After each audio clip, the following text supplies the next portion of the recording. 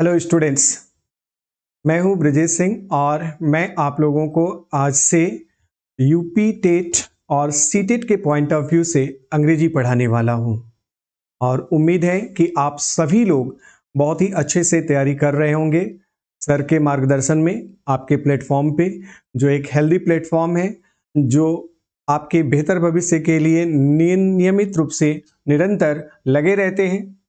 आपको कैसे सिलेक्शन दें, तो आइए आज हम इस प्रथम क्लास में आपको अंग्रेजी के सिलेबस से यूपी टेट के इंट्रोड्यूस कराते हैं और इन सिलेबस को कैसे पढ़ना है, कैसे डील करना है, कैसे आपको मैक्सिमम मार्क्स अवेल करने हैं, इसको आज हम पार्ट में बताते हैं।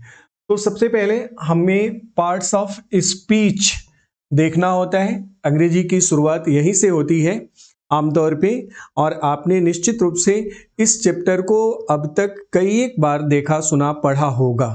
पार्ट्स ऑफ स्पीच से ही बेसिकली अंग्रेजी ग्रामर की पढ़ाई होती है। पार्ट्स ऑफ स्पीच में बेसिकली जैसा कि आप जानते हैं 8 पार्ट होते हैं, जिनमें से नाउन और प्रोनाउन तथा प्रीपोजिशंस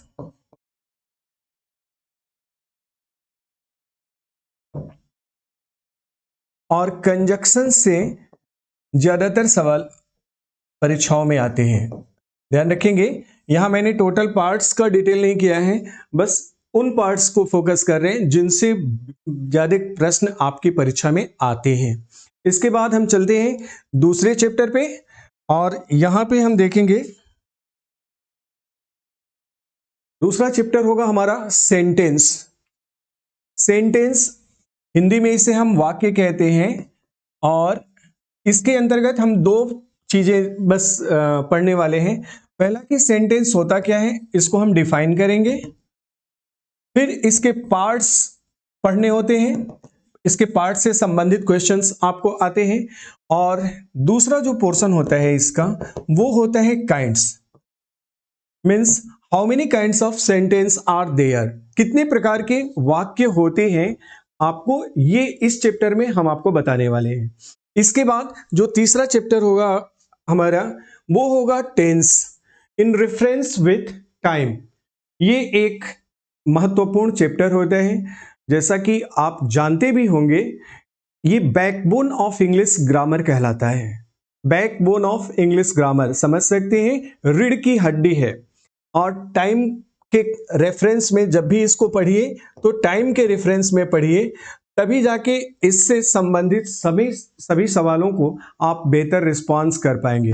अगर आपने यहाँ केवल टेंस पढ़ा, जैसा कि आमतौर पे सारे टीचर्स टेंस को ही पढ़ाते हैं, टाइम के रेफरेंस में नहीं पढ़ा, तो टेंस कभी भी आप सॉल्व नहीं कर पाएंगे, 100% इसमें मार्क्स नहीं ला पाएंगे।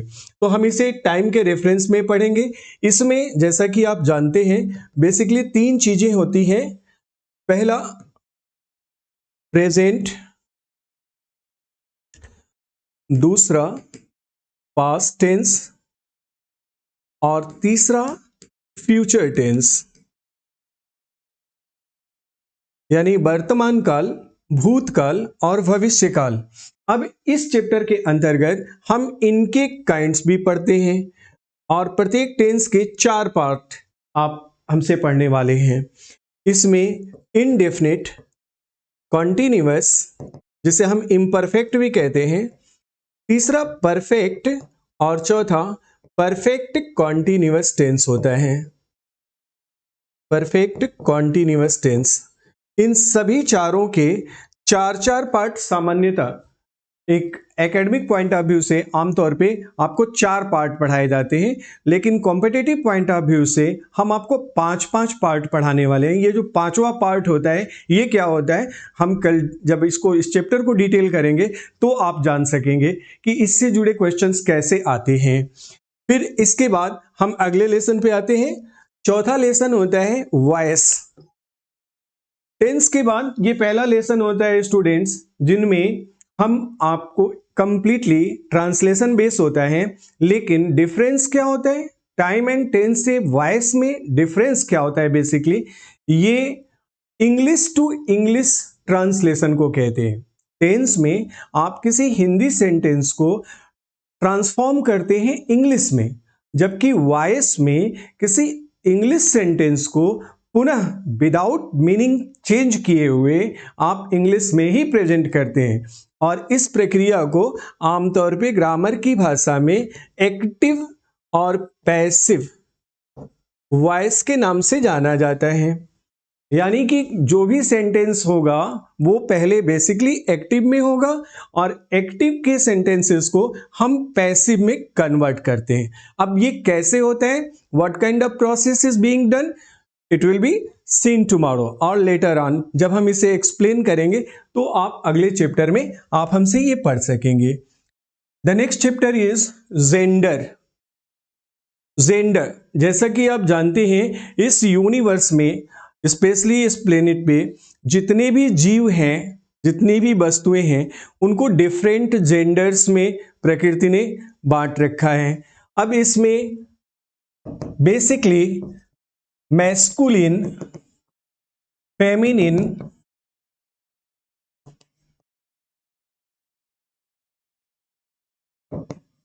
कॉमन और न्यूट्रल जेंडर की बात आती है।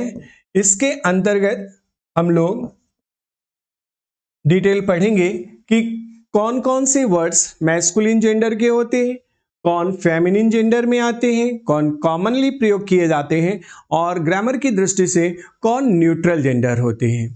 नेक्स्ट टॉपिक होगा आपके यूपी टेट के पॉइंट ऑफ व्यू से, वो होगा पंक्चुएशन। पंक्चुएशन यानी विराम चिन्ह, ये बेहद इंपॉर्टेंट होता है।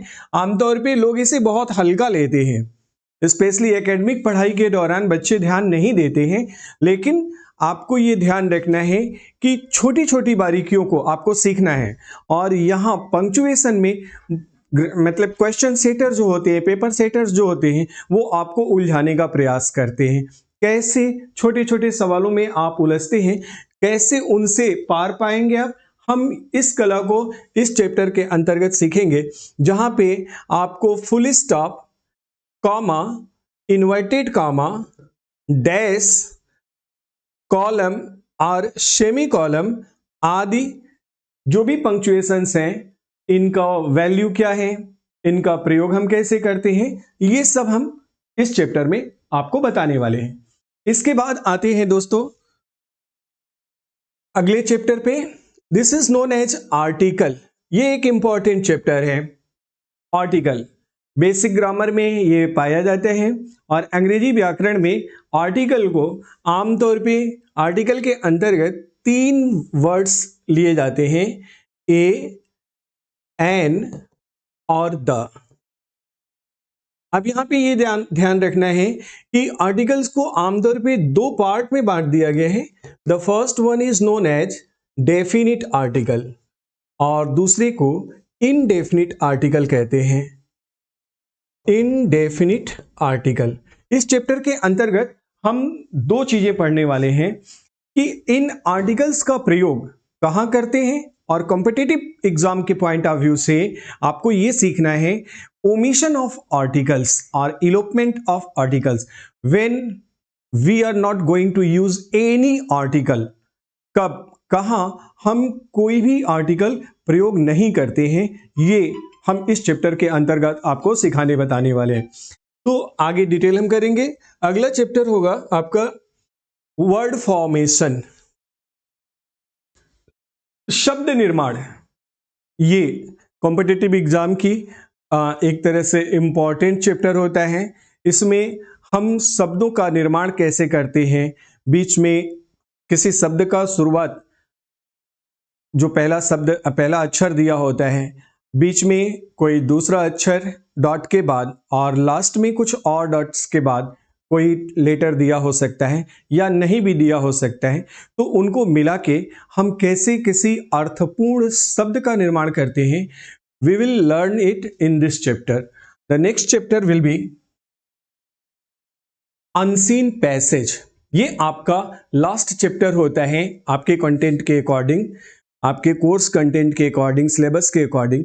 ये सबसे इंपॉर्टेंट चैप्टर होता है। अनसीन पैसेज का मतलब होता है वो पैसेज जो हम कहीं देखे नहीं हैं, अर्थात पढ़े नहीं होते हैं।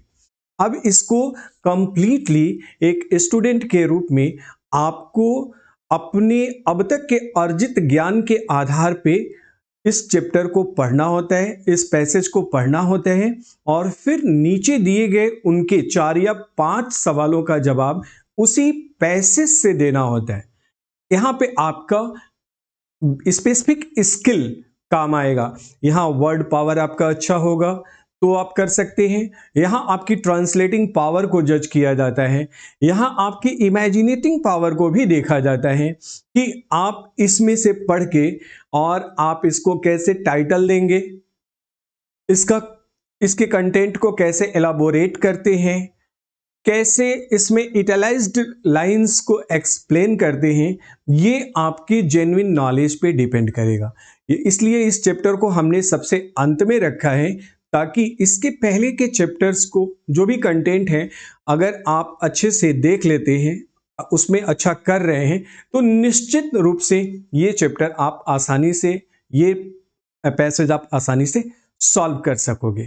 तो आज आपने देखा कि आपके यूपी टेट अथवा सी टेट में क्या क्या कंटेंट पूछा जा रहा है आजकल कॉम्पिटिटिव एग्जाम में, और उन कंटेंट्स को स्पेसिफिक तरीके से हम कैसे उससे संबंधित क्वेश्चंस को डील करेंगे, इंपॉर्टेंट जो टॉपिक्स होंगे उनको कैसे सॉल्व करेंगे, ये हम आने वाले समय में क्रमिक रूप से चैप्टर वाइज प्रत्येक दिन पहले तो हम आपको एक्सप्लेन करेंगे कंटेंट उसका, और उसके बाद संबंधित टेस्ट, संबंधित चैप्टर का जो इंपॉर्टेंट क्वेश्चंस हैं जो पिछले कई सालों में पूछे गए हैं उस स्तर के प्रश्न, और फिर आने वाले जो मॉडल पेपर होंगे वो हम आपको सॉल्व करा देंगे।